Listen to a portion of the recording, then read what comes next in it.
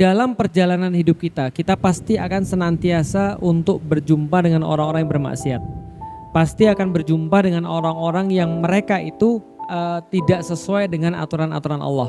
Walaupun itu adalah saudara-saudara kita sendiri. Misal, ya nggak usah jauh-jauh yang sudah saya sampaikan. Saya itu ngisi kajian. Saya itu bikin buku, saya mendakwakan Islam. Sementara kalau saya balik ke rumah, saya melihat bapak saya, ibu saya belum Islam. Saudara-saudara saya belum Islam. Lalu bagaimana kemudian saya menyikapi semua ini? Pertama, Gus Baha itu pernah bilang gini, ini harus difahami dengan baik supaya nggak salah paham ya.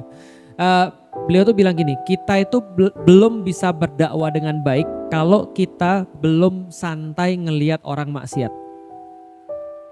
Paham ya? Kalau kita belum santai melihat orang maksiat.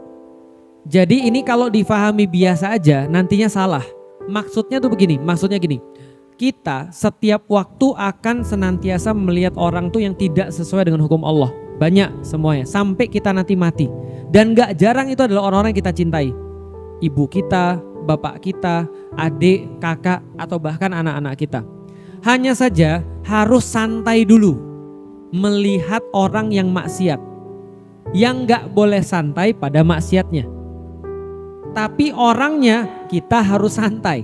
Karena kalau kita nggak santai, nantinya perbuatan kita pasti adalah perbuatan yang mudorot.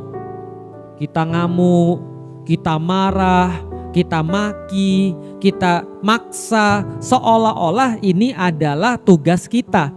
Padahal memberikan hidayah, saya sudah sampaikan berkali-kali, tugasnya siapa? Allah. Manusia tidak ada sedikit pun peran dalam memberikan hidayah, nggak ada. Maka manusia itu cuma mendakwahkan apa yang diperintahkan oleh Allah, udah selesai. Tapi perkara hidayah turun atau tidak, itu semuanya adalah Allah. Maka sudah saya sampaikan berkali-kali, jangan pernah sedih kalau kita sudah dakwah lantas orang nggak masuk Islam. Atau jangan sedih kalau kita sudah berdakwah lantas mereka belum meninggalkan maksiatnya. Karena kalau kita sedih kalau ada orang bermaksiat walaupun kita sudah berdakwah, kemungkinan kalau mereka berubah jadi baik, kita akan menepuk dada dan merasa bahwa kita yang sudah dakwahin dia dan dia dapat hidayah, dan itu juga dosa juga. Paham sampai di sini? Yang ngasih hidayah adalah Allah. Kalau kita tugasnya berdakwah, kalau dia berubah, maka dia berubah karena Allah ngasih dia kemurahan.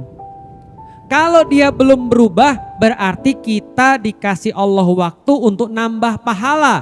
Karena kita berdakwah, kita umat muslim tidak dinilai dari hasil, tapi kita dinilai daripada usaha. Nah, kalau kita sudah maksimal dalam usahanya, berarti kita sudah lepas tangan. Kita sudah tidak akan lagi ditanya oleh Allah. Yang kita ditanya itu adalah kalau kita melihat satu kemungkaran, kita diam. Makanya dalilnya man ra'a minkum munkaron, siapa yang kemudian melihat di antara kalian kemungkaran, fal yughayyirhu biyadih, maka ubah dengan tangannya. Fa in lam yastati, kalau dia tidak mampu, fa bilisanih, maka dengan lidahnya. Fa in lam yastati fa biqalbi, kalau dia tidak mampu maka ingkari dengan hatinya. Fadzalika ad'aful iman, dan itulah iman yang paling rendah. Artinya apa? Semampu maksimal kita. Cuman ya itu kadang-kadang Bapak Ibu sekalian, orang tua tuh ya kadang-kadang gitu. Kita kan gak nyuri, kita kan gak maling, gak menyakiti orang. Ini kan cuma kerja, ya gak apa-apa lah. Daripada kalau kita gak ambil ribanya, nanti yang ambil orang-orang kafir. Nah, ini salah juga. Kadang-kadang ada orang tua yang begitu. Tadi balik lagi permasalahan keimanan. Ingat Bapak Ibu sekalian, orang yang beriman, yang sudah dapat efek keimanan, dengan orang yang belum dapat efek keimanan, omongannya bisa berbeda. Jangankan ibu-ibu yang cuma bilang ini kan cuma kerja, jangankan gitu. Felix Xiao dulu nggak suka orang kerudungan. Saya dulu lihat orang kerudungan itu kayak orang munafik. Mereka berusaha menunjukkan bahwa mereka beriman, padahal mereka bisa jadi kan banyak salah. Itu ucapan saya dulu. Kalau sekarang saya ditanya dengan orang kerudungan gimana? Ya itu tanda dia mau taat kepada Allah. Kalaupun dia masih ada maksiat, ya itu masih lebih baik daripada dia nggak mau mencoba taat pada Allah. Nah itu kan beda omongannya. Kenapa? Orangnya sama, maka santai aja lihat orang bermaksiat.